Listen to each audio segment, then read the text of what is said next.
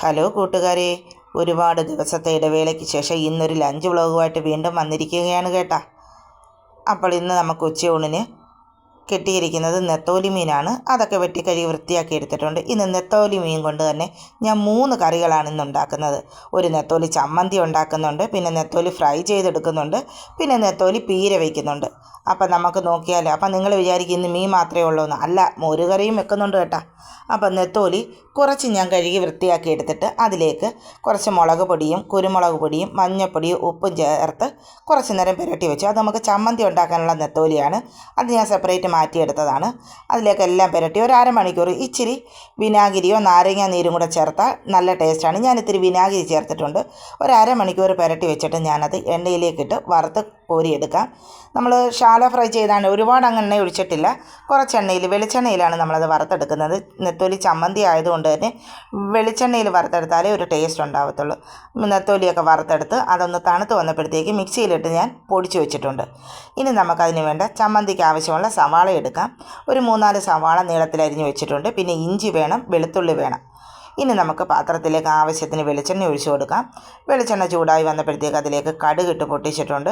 കടുക് പൊട്ടി വന്നപ്പോഴത്തേക്ക് അതിലേക്ക് വറ്റൽമുളക് ഇട്ട് കൊടുത്തിട്ടുണ്ട്. ഒരു 3 വറ്റൽമുളക് ഇട്ട് കൊടുത്തിട്ടുണ്ട്. അതൊന്ന് മൂത്ത് വന്നപ്പോഴത്തേക്ക് അതിലേക്ക് വെളുത്തുള്ളി അരിഞ്ഞതും ഇഞ്ചി അരിഞ്ഞതും ചേർത്ത് കൊടുത്തിട്ടുണ്ട്. ഞാൻ അരിഞ്ഞാണ് ചേർത്തത്. ചതച്ച് ചേർക്കുന്നെങ്കിൽ അങ്ങനെ ചേർത്താലും മതി. അതിലേക്ക് നമ്മൾ അരിഞ്ഞു വെച്ചിരുന്ന സവാളയും കൂടി ഇട്ട് കൊടുത്ത് ഇനി ഒന്ന് വഴറ്റിയെടുക്കാം. പിന്നെ ഒരു തക്കാളിയും കൂടെ ചേർത്തിട്ടുണ്ട്. അതും ഇട്ട് ആവശ്യത്തിന് കറിവേപ്പിലയും ഇട്ട് ഉപ്പും ഇട്ട് ഇനി നന്നായി ഒന്ന് വഴന്ന് വരട്ടെ. അപ്പോഴത്തേക്ക് നമ്മുടെ നെത്തോലിയൊക്കെ തണുത്ത് നമുക്ക് പൊടിച്ച് വെക്കുകയും ചെയ്യാം. ഇനി സവാളയുടെയൊക്കെ പച്ചമണം മാറിയപ്പോഴതിലേക്ക് മുളക് പൊടി ഇട്ട് കൊടുത്തു.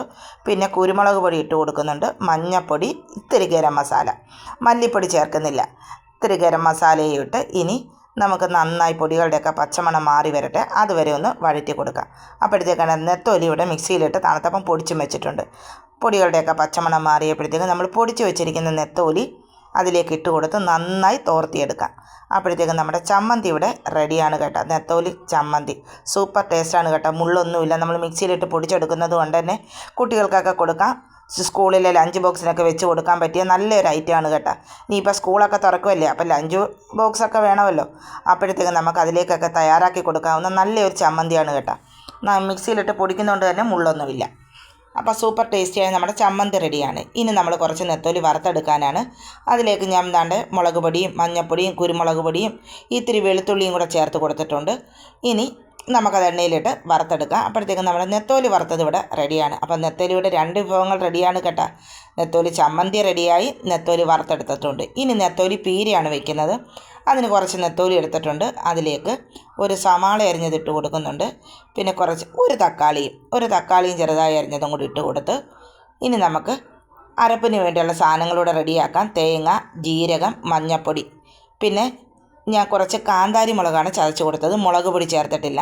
നിങ്ങൾക്ക് കാന്താരി ഇല്ലെങ്കിൽ പച്ചമുളക് ചേർക്കാം. മുളക് പൊടിയാണ് ഇഷ്ടമെങ്കിൽ മുളക് പൊടിയും ചേർത്ത് കൊടുക്കാം. ഇവിടെ മുളക് പൊടി അത്ര ഇഷ്ടമല്ലാത്തത് കൊണ്ടാണ് ഞാൻ കാന്താരി മുളക് ചേർത്ത് കൊടുത്തത്. ഇനി അരപ്പോട് അതിലേക്കിട്ട് ഒന്നിളക്കി ആവശ്യത്തിന് വെള്ളം ഒഴിച്ച് നമുക്ക് വേവിക്കാനായിട്ട് വയ്ക്കാം. നെത്തോലിയൊക്കെ ദാണ്ട് വെന്ത് വന്നിട്ടുണ്ട്. ഒരു അല്ലി പുളിയും കൂടെ ഞാൻ ചേർത്ത് കൊടുത്തിട്ടുണ്ടായിരുന്നു. പുളി ഇഷ്ടമല്ലെങ്കിൽ ചേർക്കേണ്ട. തക്കാളിക്ക് പുളിയുള്ളതാണെങ്കിൽ ആ തക്കാളി മതി. അപ്പോൾ നമ്മുടെ നെത്തോലി തോരൻ ഇവിടെ റെഡി ആയിട്ടുണ്ട്. ഇത്തിരി വെളിച്ചെണ്ണയും കൂടെ ഒഴിച്ച് കൊടുത്തിട്ടുണ്ട്. എല്ലാ മീൻ വിഭവങ്ങളായാലോ എന്നാൽ ഒഴിക്കാനൊരു കറി വേണ്ടേ. ഇത്തിരി തക്കാളി മോര് കറി വെക്കാമെന്ന് കരുതി തക്കാളി ഇട്ടൊരു മോര് കറിയാണ് തയ്യാറാക്കിയെടുക്കുന്നത്. തക്കാളി താണ്ട് വെള്ളം ഒഴിച്ച് പച്ചമുളക് ഇട്ട് വേവിക്കാൻ വെച്ച് വെന്ത് വന്നപ്പോഴത്തേക്ക് അതിലേക്ക് ഉപ്പിട്ട് കൊടുത്തിട്ടുണ്ട്. ഇനി അരപ്പ് ചേർത്ത് കൊടുക്കാം. തേങ്ങയും ജീരകവും വെളുത്തുള്ളിയും മഞ്ഞൾപ്പൊടിയൊക്കെ മിക്സിയിൽ നന്നായി അരച്ച് അതിലേക്ക് 1 കപ്പ് തൈരോട് ഒഴിച്ച് ഒന്ന് അടിച്ചെടുത്തതാണ്. അതും അതിലേക്കിട്ട് അതിൻ്റെ മോരിൻ്റെയൊക്കെ പച്ചമണം മാറിയപ്പോഴത്തേക്ക് ഒന്ന് ചെറുതായി ചൂടായി വന്നാൽ മതി, തിളയ്ക്കരുത്. അതിലേക്ക് നമ്മൾ ഇറക്കി വെച്ചിട്ട് വറവ് ചേർത്ത് കൊടുത്തിട്ടുണ്ട്. വെളിച്ചെണ്ണയിൽ കടുക് പൊട്ടിച്ച് വറ്റൽമുളകും ചെറിയ ഉള്ളിയും കറിവേപ്പിലയൊക്കെ മൂപ്പിച്ച് ചേർത്ത നമ്മുടെ മോര് കറിയൂടെ റെഡിയാണ്. അപ്പോൾ ഉച്ചയൂണിൻ്റെ എല്ലാ വിഭവങ്ങളും റെഡിയാണ് കേട്ടോ. ഇന്ന് മീൻ വിഭവങ്ങളാണ് കൂടുതൽ. നെത്തോലി പീരയുണ്ട്, നെത്തോലി ചമ്മന്തിയുണ്ട്, പിന്നെ നെത്തോലി തോരനുണ്ട്, പിന്നെ മോര് കറിയുണ്ട്. അപ്പോൾ നമുക്കത് പാത്രത്തിലേക്ക് വിളമ്പിയാലോ. പാത്രത്തിലേക്ക് ആവശ്യത്തിനുള്ള ചോറിട്ട് കൊടുക്കുന്നുണ്ട്. ചൂട് ചോറാണ് കേട്ടോ. ഇപ്പോൾ സ്കൂളിലൊന്നും പോകാത്തതുകൊണ്ട് രാവിലെ ചോറൊന്നും വയ്ക്കേണ്ട. ഉച്ചയാകുമ്പോഴത്തേക്കാണ് ചോറൊക്കെ വെക്കുന്നത്. ആവശ്യത്തിനുള്ള ചോറിട്ട് കൊടുത്തു. പിന്നെ അതിലേക്ക് മീൻ പീര വെച്ച് കൊടുക്കുന്നുണ്ട്.